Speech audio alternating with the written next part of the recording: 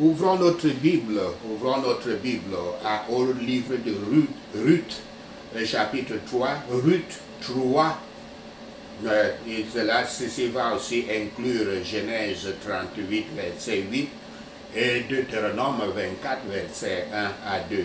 Mais nous étudions Ruth 3. Cherchez un époux ou une épouse après un échec marital.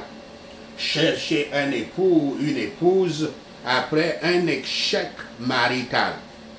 Le bien-être et le futur de Ruth sont le principal souci de sa belle-mère Noémie. Cette histoire s'applique également à ceux qui sont célibataires avec des enfants hors du mariage. Ruth 3, versets 1 à 5. Les instructions données à Ruth par Noémie, versets 1 à 3. Noémie présente un plan à Ruth qui assurerait l'avenir de Ruth. En tant que veuve et non native d'Israël, son avenir consiste probablement à glaner pour la survie. Noémie rappelle à Ruth le lien de parenté entre Boaz et la relation prometteuse entre Ruth et ses servantes. Au cours d'une nuit où Noémie sait que Boaz sera l'abattu, elle ordonne à Ruth de se laver, de soindre, de mettre ses meilleurs vêtements et d'aller chez lui. Connaissant les dangers du temps de la récolte, sa suggestion selon laquelle Ruth aille à l'abattu à la fois après l'obscurité et après que les hommes auront mangé et bu, comporte un certain risque. L'état de la personne mariée devrait être un repos plus que toute autre chose sur la terre. Le mariage doit réparer les affections et former une connexion à vie. Par conséquent, il devrait être engagé avec beaucoup de sérieux, avec des prières sincères pour la direction de Yahweh, pour la bénédiction de Yahweh et en ce qui concerne ses commandements. Les parents doivent conseiller soigneusement leurs enfants dans cette affaire importante afin que cela soit bien avec eux et avec leurs âmes. Nous devons toujours nous rappeler que ce qui est le mieux pour notre âme est le mieux pour nous. Le plan de Noémie, le plan que Noémie a conseillé à Ruth permet... ce plan peut nous paraître étrange dans les temps modernes, mais c'était selon les lois et les usages d'Israël à l'époque. Si le plan proposé avait comporté une apparence du mal, Noémie ne l'aurait pas conseillé. Les Écritures disent, je cite, une femme est liée aussi longtemps que son mari est vivant. Mais si le mari meurt, elle est libre de se marier avec qui elle veut, seulement que ce soit dans Yahweh. Fait de citation, c'est une citation de 1 Corinthiens 7, verset 39. Nous sommes au temps moderne. Nous ne sommes pas liés dans cette affaire par la loi de Moïse. Selon l'apôtre, selon ce que dit l'apôtre dans cette écriture. Je cite encore cette autre écriture. Lorsque des frères demeureront ensemble et que l'un d'eux mourra sans laisser de fils, la femme du défunt ne se mariera point au dehors avec un étranger, mais son beau-frère ira vers elle et la prendra pour femme et l'épousera comme beau-frère. Fin de citation. Ça, c'est une citation de Deutéronome 25, verset 5. C'est la loi de Moïse que Noémie, c'est cette loi de Moïse que Noémie et Ruth avaient suivie. Dans le cas de Ruth, il n'y avait pas à Juda aucun frère immédiat de son défunt mari Mahlon que sa belle-mère Noémie pouvait connaître. Seul Boaz était le parent rédempteur dans la famille de son défunt mari qu'elle connaissait. Un parent rédempteur est l'homme qui avait le devoir d'épouser la veuve, comme le frère dans cette écriture.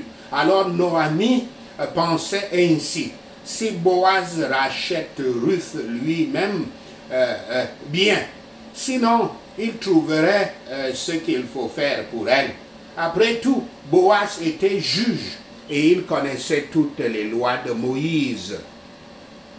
Ruth 3, versets 6 à 13. Boaz reconnaît le devoir de parent rédempteur. Verset 9. En réponse à la question de Boaz sur son identité, la réponse de Ruth est indiquée. Elle s'identifie comme une de ses servantes et utilise une phrase qui lui demande de la prendre sous son aile, un mot imagé qu'il avait déjà utilisé avec elle. Dans ce cas, la demande de Ruth est un gage de mariage. Elle utilise même le langage qui lui rappellera qu'il est proche parent avec un droit et peut-être une responsabilité dans cette situation. Versets 12 à 13, la réponse de Boaz à la présence de Ruth indique son intention de la traiter avec honneur. Cependant, il explique que s'il est en effet un parent proche, il y a quelqu'un d'autre plus étroitement lié à Ruth qui, selon la loi de parenté, devrait d'abord la revendiquer. Boaz va différer auprès de ce parent. En d'autres termes, alors que le cœur de Boaz a été gagné par Ruth, il fera d'abord ce qui est juste selon la loi de Yahweh. Boaz a donc reconnu son devoir de parent rédempteur. Il a apprécié la vertu de Ruth parce qu'elle ne saurait pas, n'avait pas été là-bas essayant d'attirer l'attention de tout jeune homme, de tout homme jeune et riche. Étant juge d'Israël, Boaz avait le devoir de dire à Ruth ce qu'elle devait faire. Aussi, il avait le droit de rédemption et quelles méthodes doivent être prises et quels rites pourraient être utilisés afin d'accomplir son mariage avec lui ou une autre personne. La conduite de Boaz mérite des éloges. Il ne s'est pas penché sur l'opportunité de profiter d'une jeune femme comme la plupart des hommes du monde l'auraient fait aujourd'hui. Il ne la dédaignait pas en tant que pauvre inconnu.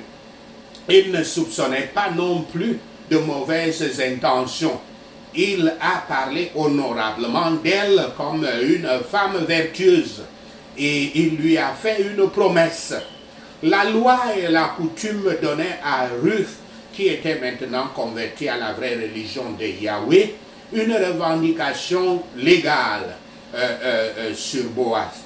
Il était habituel pour les veuves de déclarer cette revendication. Mais après la venue du Christ, cela n'est pas enregistré dans les Écritures pour imitation dans d'autres moments, comme le nôtre. Et cela ne doit pas être jugé comme partie des règles modernes. Ruth 3, versets 14 à 18, le retour de Ruth à sa belle-mère.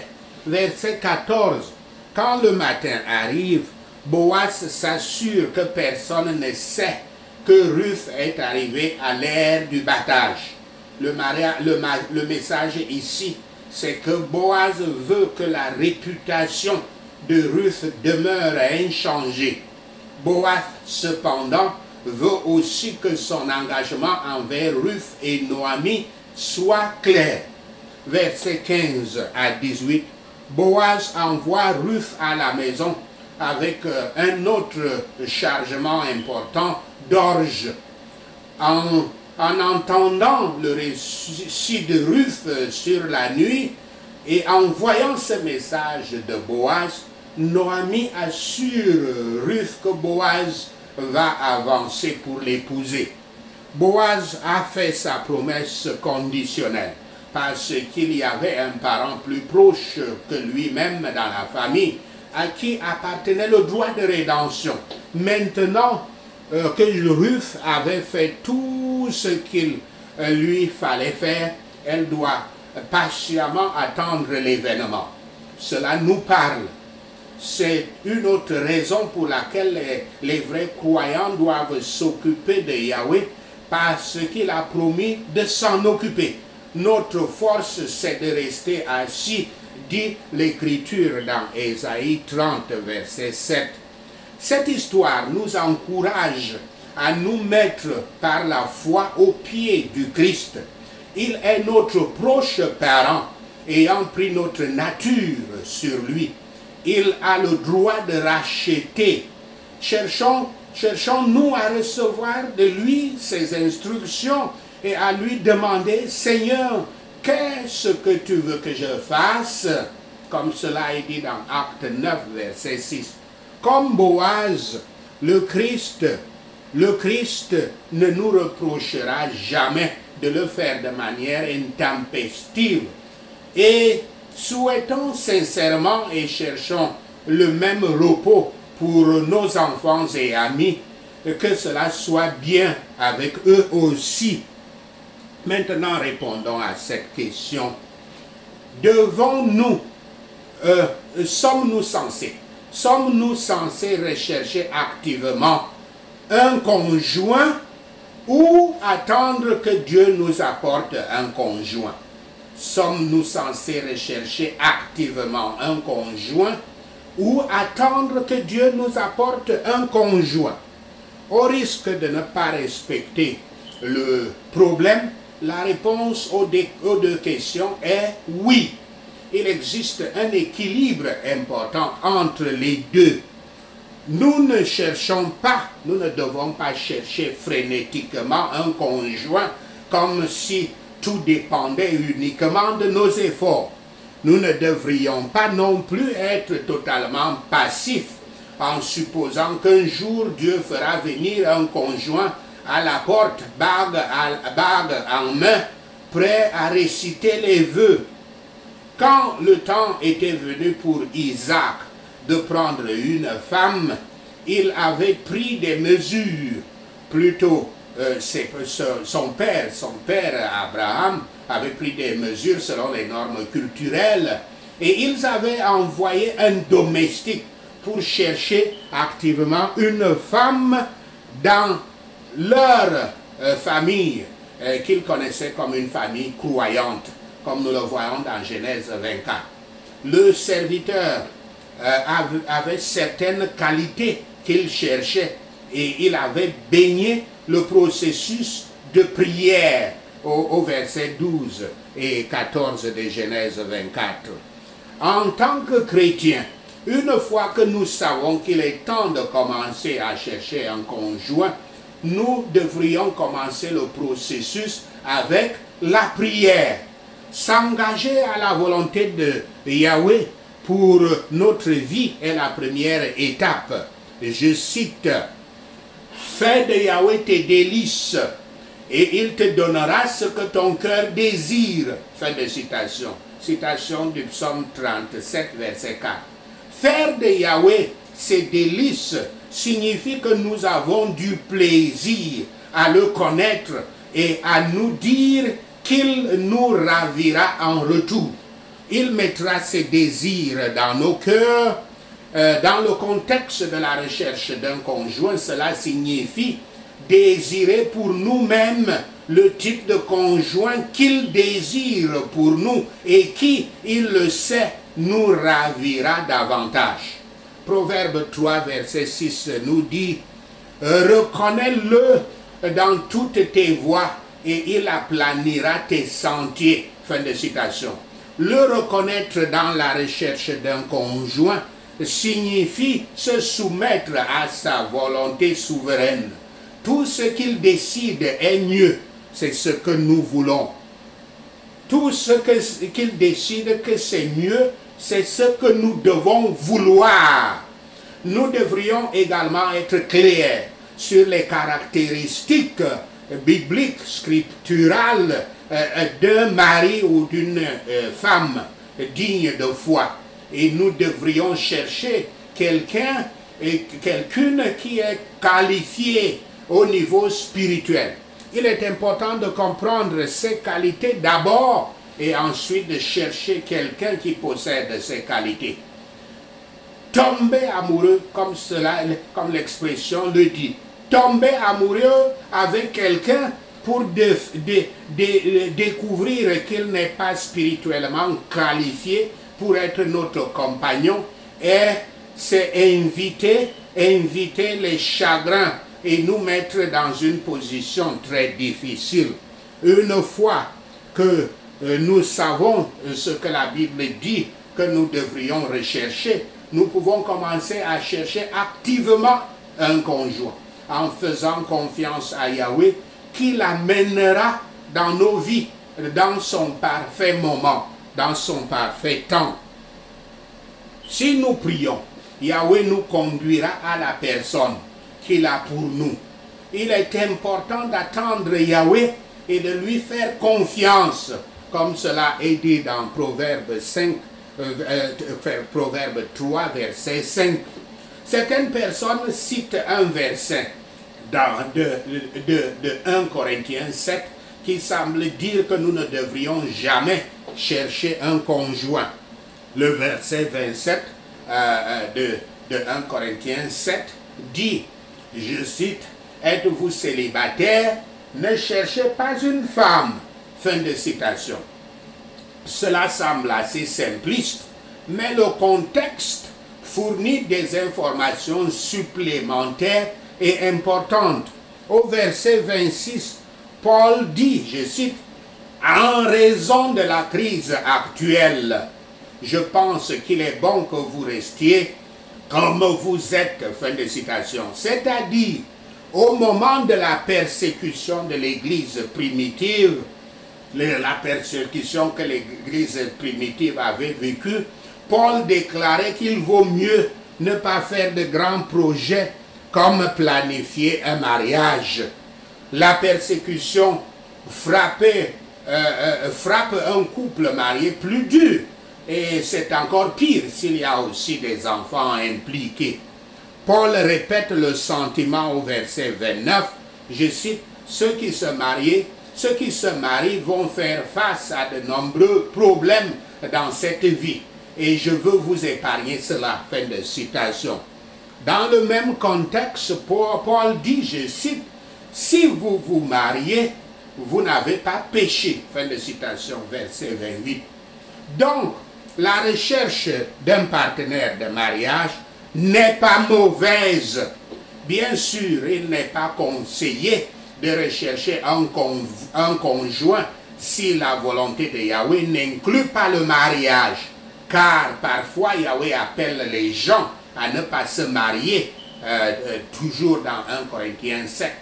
Il y a, et puis notre Seigneur Yahshua Christ a parlé justement des eunuques. Il y a des gens qui, à cause du royaume des cieux, ont renoncé au mariage. Yahshua dit, et celui qui peut accepter cela, je cite, celui qui peut accepter cela devrait l'accepter, fin de citation, dans Matthieu 19, verset 12, quand notre Seigneur parlait des eunuques. Dans de telles situations, Yahweh précise que c'est sa volonté. Donc cela se fait sous la direction de Yahweh que de décider d'être unique, c'est-à-dire non marié. Sachez cela et le Seigneur Yahweh vous bénira. Amen. Alléluia. Prenons ces points de prière. Je me répands de mes péchés qui m'ont conduit au mauvais chemin du mariage. Merci Seigneur. Au nom de Yahshua le Messie, nous prions. Père Yahweh, pardonne-moi mes péchés sexuels et donne-moi une nouvelle opportunité pour le mariage. Merci Seigneur. Au nom de Yahshua le Messie, nous prions. Le bien-être et le futur de l'âme de mes enfants doivent être préoccupants au nom de Yahshua.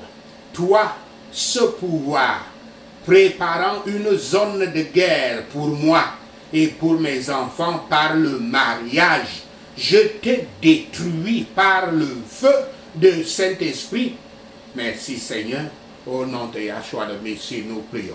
Père Yahweh, fais de mon mariage un moyen de réparer les affections et de former la connexion à vie au nom de Yahshua le Messie. Père Yahweh, donne-moi tes instructions et tes bénédictions pour trouver la partenaire de mariage que tu m'as assignée au nom de Yahshua le Messie. Toute barrière satanique empêchant de rencontrer mon partenaire, ma partenaire de mariage promis, Père Yahweh, abat-le. Merci Seigneur, au nom de Yahshua le Messie, nous prions. Père Seigneur Yahweh, envoie tes anges de guerre pour combattre en mon nom, au nom de Yahshua le Messie. Je rejette la disposition d'un conjoint contrefait, d'une conjointe contrefaite par l'ennemi dans ma vie, au nom de Yahshua le Messie. Tout flux de problèmes maritaux héréditaires dans ma vie, Père Yahweh, coupe-les. Merci Seigneur, au nom de Yahshua le Messie, nous prions. Avant de me marier, je prendrai soin de suivre les conseils de mes parents en Christ, au nom de Yahshua le Messie. Je ne sauterai pas dans l'opportunité de m'engager avec la première candidate en mariage, au nom de Yahshua le Messie. Je ne vais pas dédaigner ou embrasser une candidate au mariage en fonction de son apparence physique, au nom de Yahshua le Messie. Je parlerai de manière honorable et montrerai mon véritable caractère de Christ à tous les candidats au mariage, au nom de Yahshua le Messie. Après avoir fait tout ce qui me convenait, ma force sera de rester tranquille, d'attendre la faveur et le choix de Yahweh, au nom de Yahshua le Messie. Je me couche dans la foi à tes pieds, Seigneur Yahshua, en attendant que tu me rachètes, au nom de Yahshua le Messie. Seigneur, qu'est-ce que tu veux que je fasse? Merci Seigneur, au nom de Yahshua le Messie, je prie.